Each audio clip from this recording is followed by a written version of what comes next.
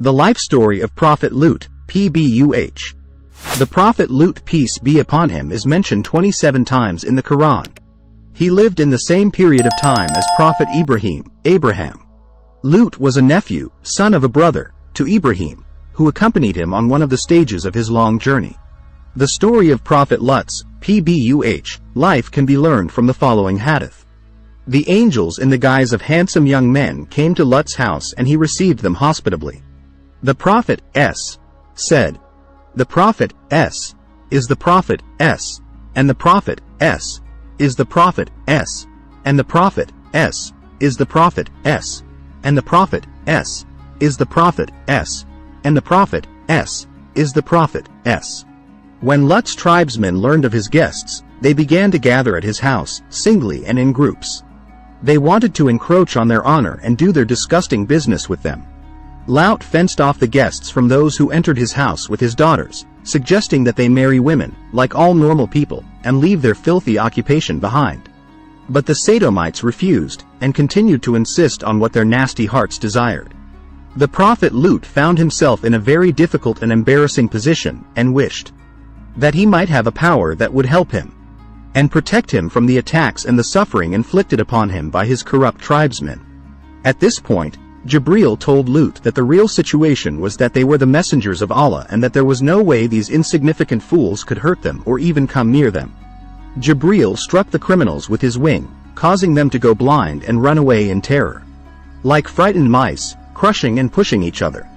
When the last part of the night came, the whole nation of Lut was lifted up into the sky, along with the land, cities, animals, and plants, so that they could hear the voices of the birds flying high in the sky. Then their whole country was turned upside down in the air, upside down, and thrown down. After that, they were followed by stones of unburnt clay flying out of the sky, which wiped out all that was left of the sinful people, and none of them survived. All of this is mentioned in the Quran. What is new in this story, however, is that among the saved members of Lut's, PBUH, family were 3 daughters. After the destruction of the sinful country, the Prophet headed toward Sham. On the way to Sham, his eldest daughter died, and at the place of her death, a spring came up, which was later called Al-Wariya. The Prophet Lut, PBUH, continued on his way away from the land of sinners on whom Allah's punishment had fallen. Later on, his youngest daughter also died, and at the place of her death, another spring called Al-Razia was struck. Of all his daughters, only the middle one remained. Al-Hakim in the book Al-Mustadrak transmitted that Ibn Abbas said, "When the messengers, angels, came to Lut, he thought that they were just guests, and he was the first whom they met. He brought them near and seated them beside him, and then he brought his 3 daughters and seated them between the guests and his tribesmen.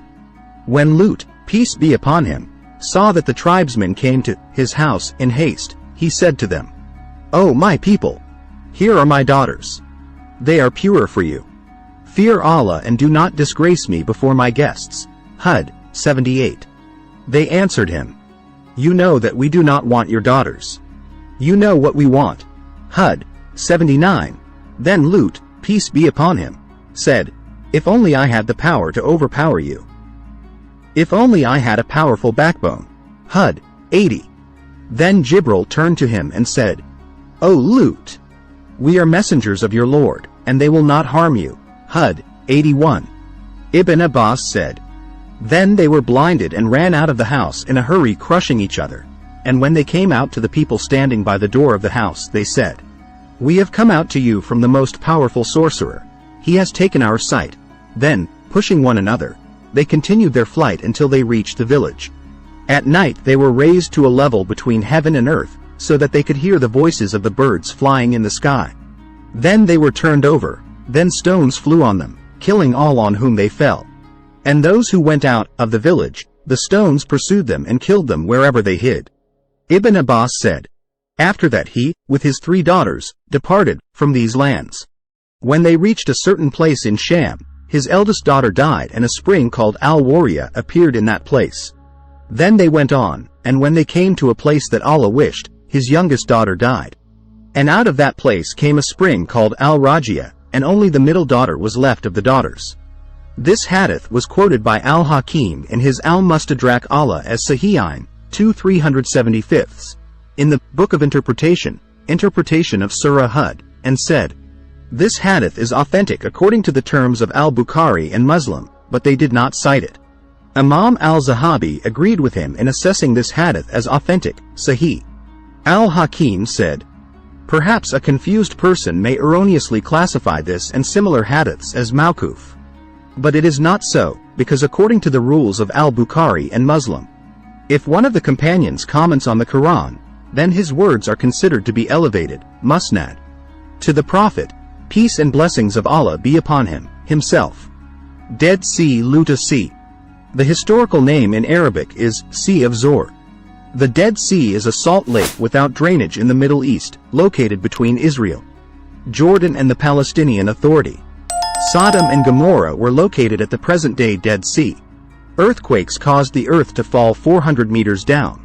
This is why the lake is called the Dead Sea or the Sea of Lot.